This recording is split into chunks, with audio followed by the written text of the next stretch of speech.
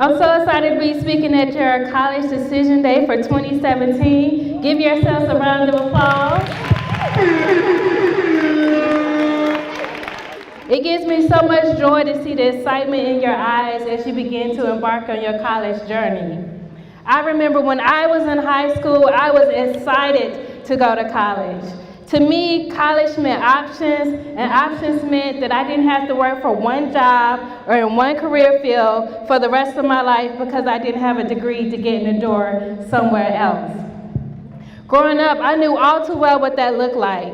From family members who struggled to get jobs as they got older, to my grandmother who worked in a factory for most of her life, I saw how she would come home tired and exhausted, weary. I saw how the work was wearing and tearing on her body and how she couldn't relax unless she had a drink.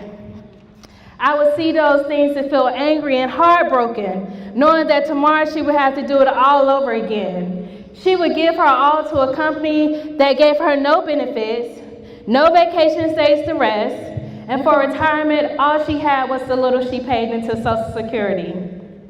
It was in those moments that I knew what college meant for me, and I was determined to graduate. Now, being the first in my family to attend college, there were a few things I didn't know. I remember calling one college whose tuition was about $25,000 at the time. Now it's $40,000. And I asked them, I said, is this tuition for 1 year or for all 4 years? Because you only gave me $5,000 and I don't know how I'm gonna pay the rest. That was above my head at that time. The lady told me over the phone, she said, no ma'am, this tuition is for 1 year. It may increase next year, but you could easily take out a student loan to pay the remainder of your balance. Because my mom was a stickler for not taking out any student loan debt, I knew I would have to find another school. Because I had good grades and a decent ACT score, just like you here today, I knew that I had other options. When I went over to North Carolina Central University, not only did they offer me more money in grants, but I only had to pay $120 each semester because I had an air conditioning unit in my room.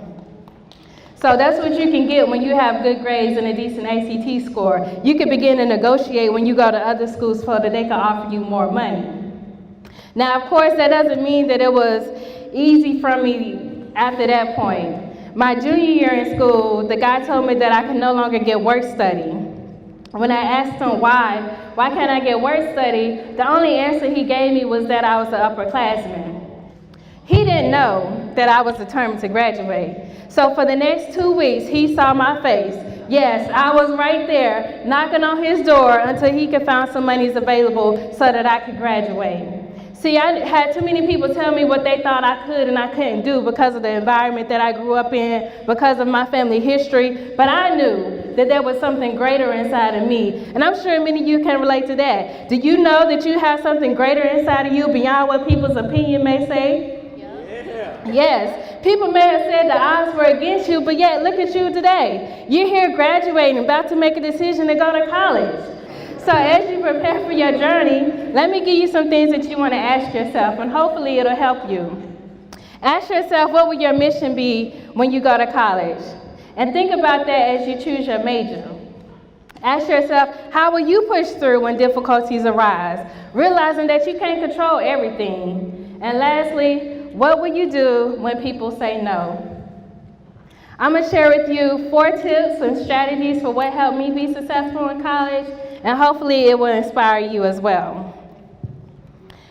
The first tip is to realize your uniqueness.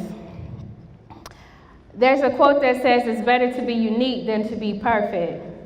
I always knew that I wanted to help people with money.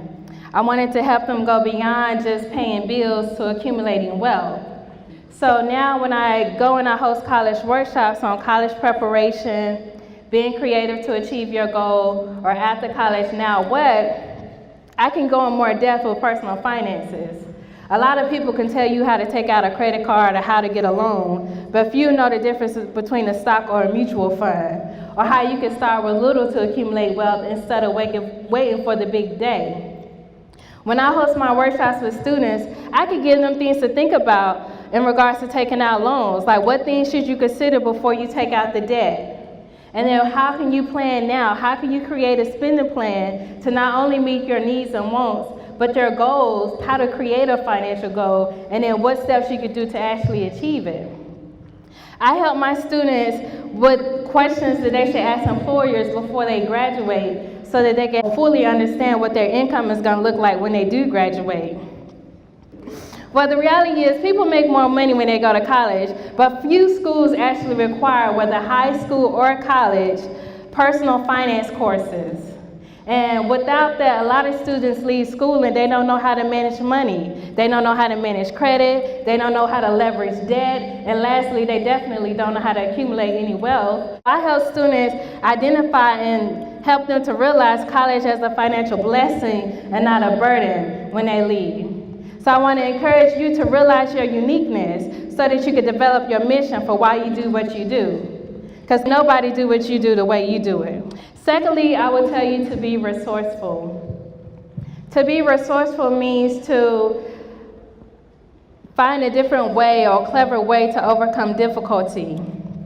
My second year in college, they told me that they were doing a lottery pick for housing. And if anybody has ever heard of people playing the lottery, you know that 9 times out of 10, you don't win. And for the lottery pick, if you didn't win for housing, then you didn't have a place to stay. So, of course, I didn't get picked for housing that year. I didn't get the lottery pick. And what that meant was I wouldn't have a place to stay.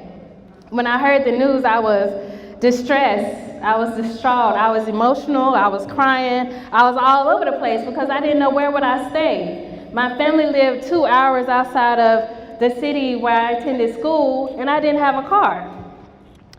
I remember going in to tell my work study lady of my dilemma, and she just stood there and looked at me. And she looked at me some more. And then I said, "What's going on? Don't you hear my story?" And she said, "Sheena, what else can you do to get housing?" In that moment, at first I thought she was being insensitive, but I later learned, and what she taught me was really how to push through and how to be resourceful. Things don't always come to you easy in college or in life, but you always have to figure out a way to be resourceful. How will you overcome the difficulty? Just because you can't do it the one way that you thought that you could do it, just because it doesn't line up A, B, C, D, 1, 2, 3, that doesn't mean you're gonna stop. You have to figure out ways to be resourceful and to push through. My next point is to be relentless. There's no such thing as a smooth mountain.